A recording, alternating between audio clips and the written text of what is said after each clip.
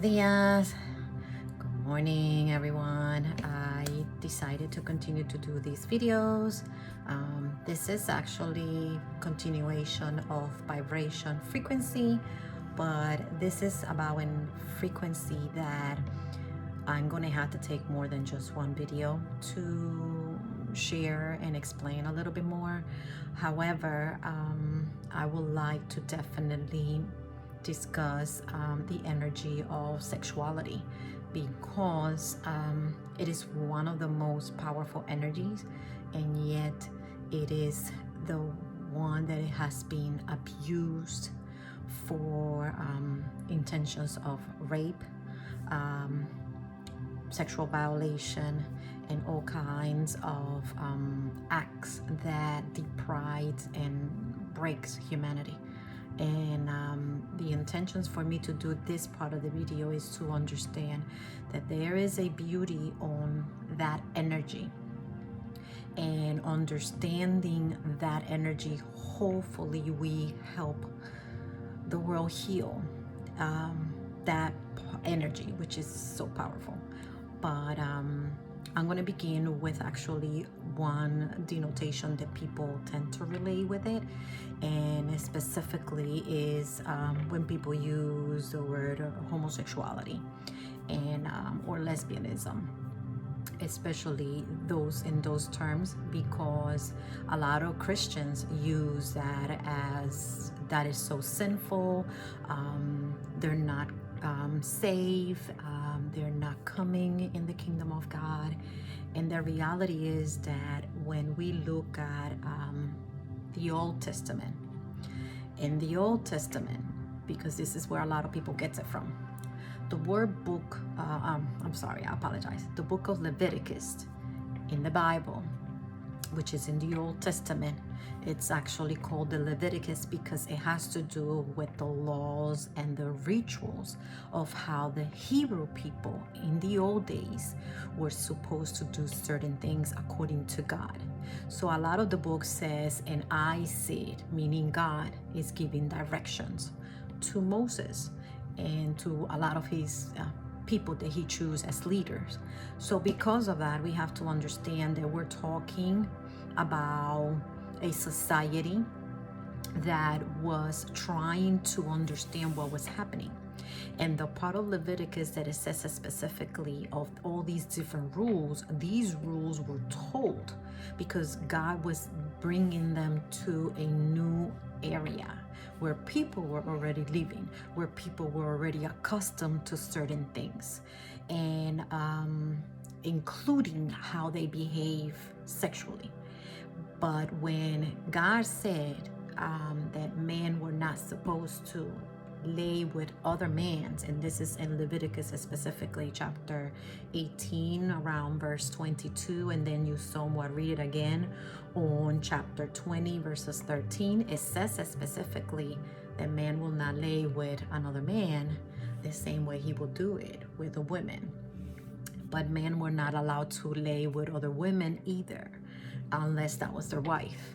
And the same thing with women. They were not allowed to lay with their cousins or their mothers or their sisters. That was depriving and deteriorating and kind of like dirtying that energy of sexuality. So because God understood that that was a problem, then they were saying that. So if in today's society, I'm saying that it is a sin to say or to act towards having intimacy with another person of the same sex, then you also have to say the same way that a man is not allowed to go outside his home and find another woman and have intimacy, regardless of the circumstances. Is a sin is a sin. There's no bigger sin, there's no lower sin. So if God thought that was detestable or an abomination or whatever the case was, or whatever words was used after that to express how bad that was, then we also have to say that God was also depriving you for a lot of things. Now we also have to understand that when not only these books were written, but also to the population that they were trying to teach. So in the Old Testament, it was actually the Hebrew people who were going to the promised land. And in the promised land, there was a lot of certain things that God didn't want that to filter in the people who was chosen by him. But also, when the Bible itself, all the books of the Bible were put together in what we call now the Bible. Now we're talking Roman era. And in Rome, including Greek, which are the variation communities, all of those communities were having intimacy.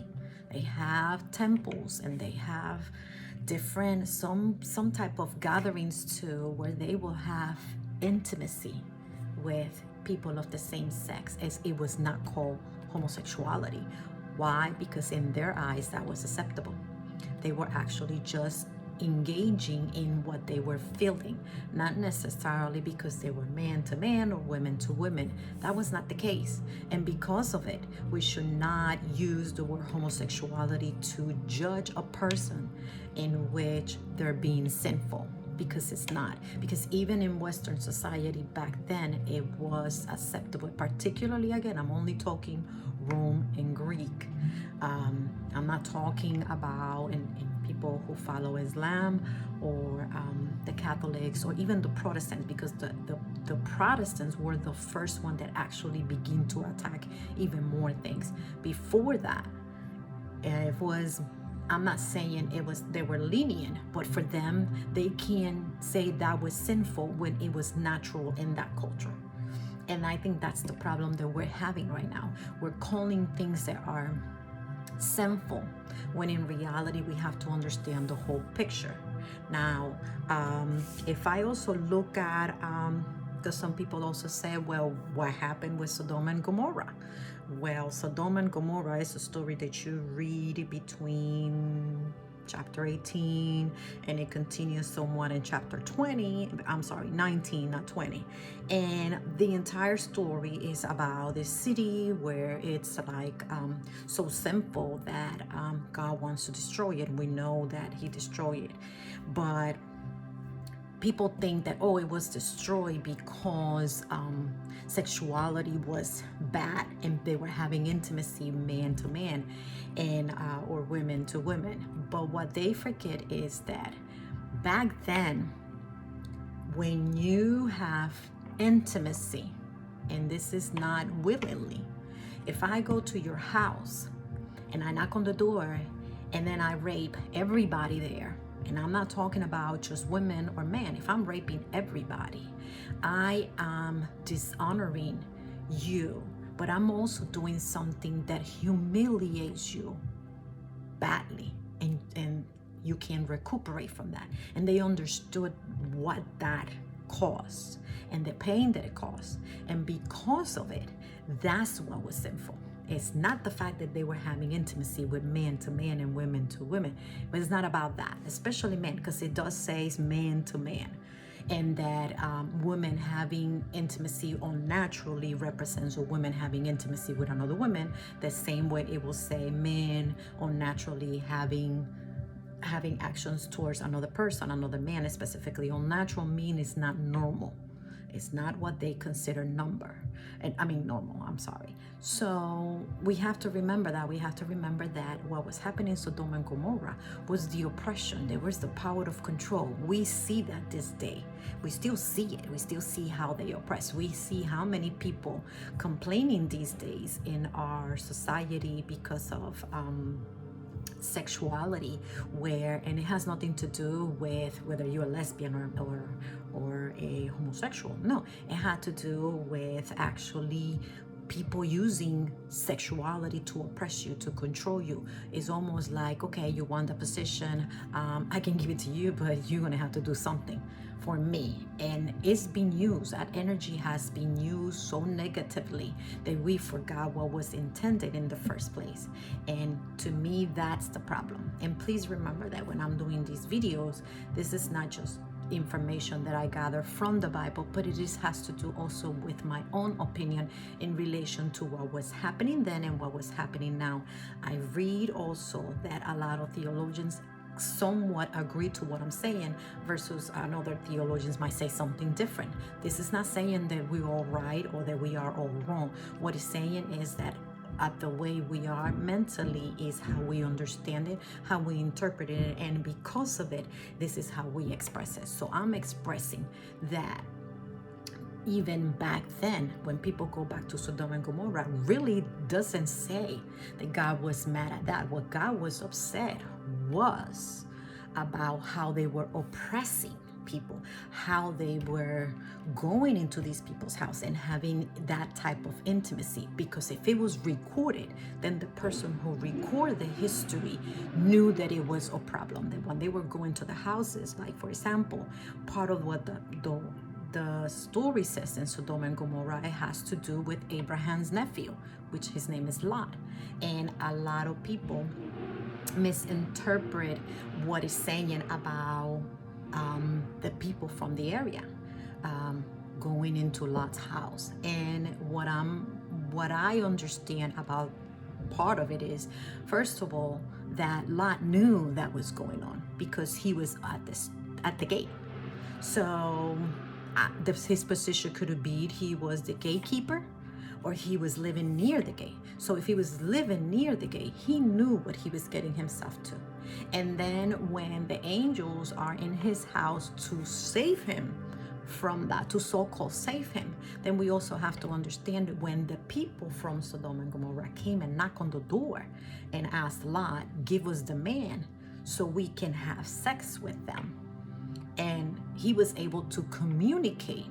Lot was able to communicate with them and said to them, no, we'll give you my daughters, and you can do whatever you want with them. They haven't been with a man. So, and then they say, and then the man end up leaving. So again, they couldn't be that aggressive or violent if he was able to say that. And obviously they refused. They didn't want the daughters. But what's interesting is that Lot himself say, use my daughters. And I don't know about people who's listening to this, but let's face it, if it's your child, if it's my child, and somebody's coming over here, why would I offer my children? I'm not offering my children. I'm not giving you the person here, but for sure, I'm not going to give you my kids. For that, you're going to have to kill me. So that's my mentality with that. So people are using the Sodom and Gomorrah as a problem, but they still forget that Lot actually did certain things that they're questioned. I question those actions. And even after that, it says a part where they actually leave Sodom and Gomorrah and God destroys it. They end up in a place and those two daughters end up sleeping with the father. And it says that not only they end up sleeping with the father, but that they bear children, both of them bear children, because they wanted to keep the seed going. If you read the Catholic Bible, it might say something a little different, but if you read any Bible, it doesn't matter the version that you read, they all say the same thing. And not only it says all the same thing, but what's interesting is that if I look at the Genesis, I think it's chapter 19, it will say that. It would actually say not only that they have intimacy, but it would also say that. It will also identify that as a problem. Let me see if I find it very quick. I apologize, I should have marked it. We're talking chapter 18, 19. There it is. 19. Okay, it says, and yes, it's chapter 19. It said that Lot's daughter became pregnant by their father. The older one gave birth to a son who she named Moab, saying, from my father. He is the ancestor of the Moabites of today. The younger one too gave birth to a son, and she named him Ammon, saying, the sons of my kind. He is the ancestors of the Ammonites of today. So it's not only saying that, but it's also saying that they got pregnant by their father. But I do have to say that if you read prior verses, it does say that the daughters, the next day, that on the night they both daughters ply on their father with wine, and the older one went and lay with the father. But he was not aware of laying down or her getting up. So he was not aware. He was so drunk, apparently, that he didn't realize what happened or that the daughter got up. And the same thing with the second time. So this not only happened first, but it happens the second. And what is interesting is it only tells you that the people that came out from those children, like the generation that came after each daughter, but it doesn't tell me that it was punished. It doesn't tell me how God was upset about this part. It only tells me what happened, the people they came up. And this is where I'm having a problem, because in Leviticus tells me that they're not supposed to do that. They're not supposed to have intimacy. But then you read over here, this is okay. Now, Lot is the nephew of Abraham. And so that means he was a Jew too. So I can't sit down over here and impose a law or tell people that this is not allowed, but you're telling me other things that if we do it now, we'll be like, oh my God, that's totally unacceptable. We hear it, but this society condemns it, still condemns that. So if we're going to talk about homosexuality, then let's also talk about the deprivation that has come because of all these people having intimacy when it shouldn't happen. Okay, so that's my problem with that. And then also, let's be realistic. When we read the word homosexuality, that word did not exist in Bible that were created in the 1600. Anything that was printed during that era, the word homosexuality did not come. As a matter of fact, that word is actually more well known in the 18th century, 19th century, somewhere around there. I'm not good with that type of history, but somewhere around there, it was when it was first mentioned or first used. So again, we should not be talking about criticizing that aspect when there's also other stories of the Bible that are mentioned in Leviticus as law that they're not supposed to happen. So if we're going to condemn them, we should be realistic about all, not just one thing. The other thing that I would like to say is that even Ezekiel on 1649, what he says that happened in Sodom and Gomorrah is exactly what I said before, that God was also upset because of the oppression that people were living, because part of those laws that you read in Leviticus is also how you were supposed to treat the people that were less fortunate, the older ones, the widows, the people that were what were considered poor. They were supposed to take care of them. They were supposed to take care of each other. And even if you read those books even further, it tells you how many times God was upset because they failed to take care the less fortunate, the people that couldn't do it, which is like the widows and all of that. So Ezekiel says that he mentions that, he focused on that part. When we read Timothy 1 Timothy chapter 1 verse 10, what the word that is used that is not acceptable is whoremonger or man stealer, something that is very similar. In 1 Corinthians chapter 6, the word that is used is effeminate. Effeminate is what we consider in Spanish, or we say in Spanish, afeminado. So that doesn't mean that the person has to be homosexual. Effeminate means that has certain things that are not what we will consider masculine. But then again, we have this wrong idea of what is masculine, because what is masculine? We assume a muscle man or whatever. Well, not necessarily. We have these very skinny men that don't have a lot of muscle. Their voices are not as deep as a normal man. And does that make them so-called homosexuals? No. That only means that they have like other features. We should not say right away they're faggots or they're homosexuals or whatever. We should not be using words that are condemning them or devalue them. We should not do that, because that's not what it means. And then the other word that is used, which I mentioned that in 1 Timothy 1:10, the word used is whoremonger. That's actually prostitute. If you look at that, it's actually prostitute. And why and men stealers?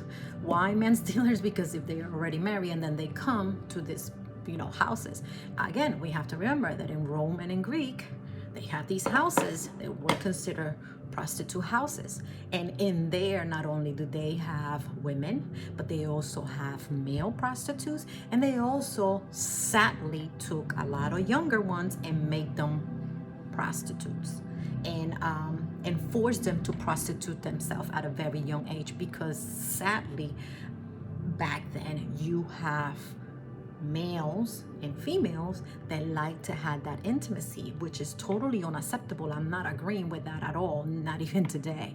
But what I'm saying is that in that society, anybody could have been a prostitute.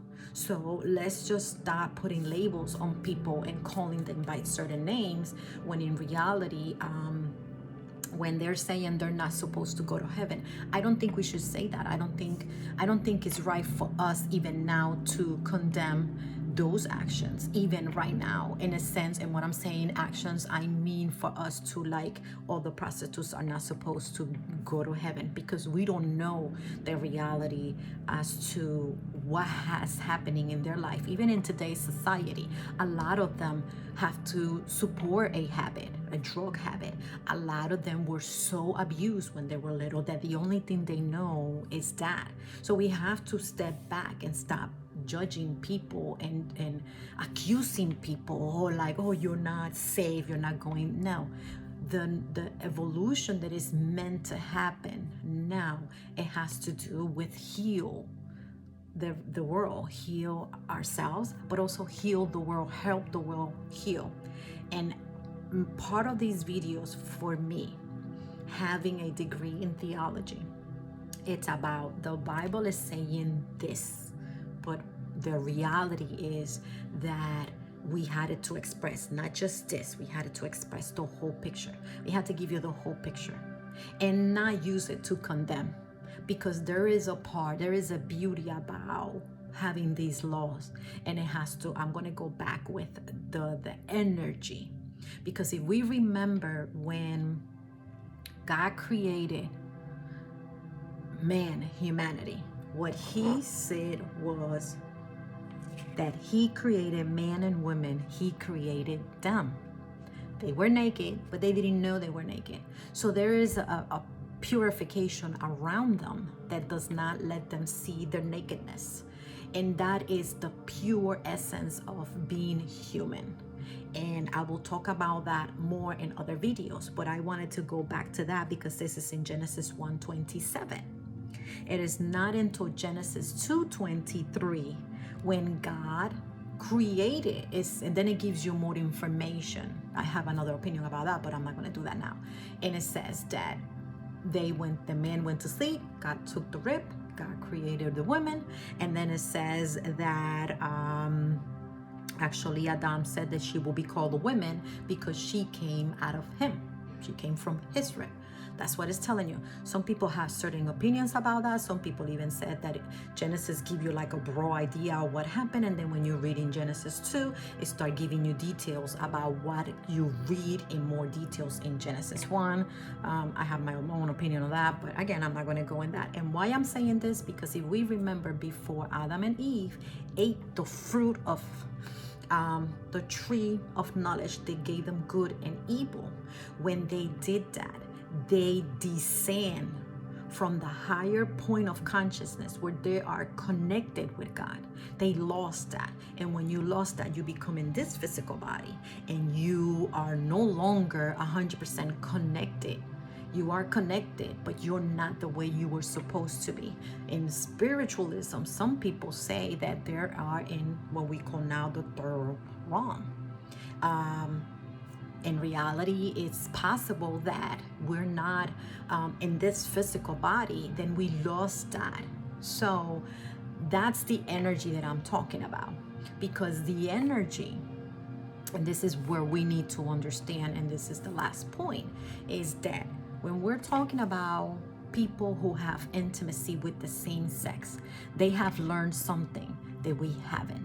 And the problem is that we have failed to remember that when we are at that stage of consciousness where the body is no longer here, then if this body is no longer here, you do not have an assigned sex.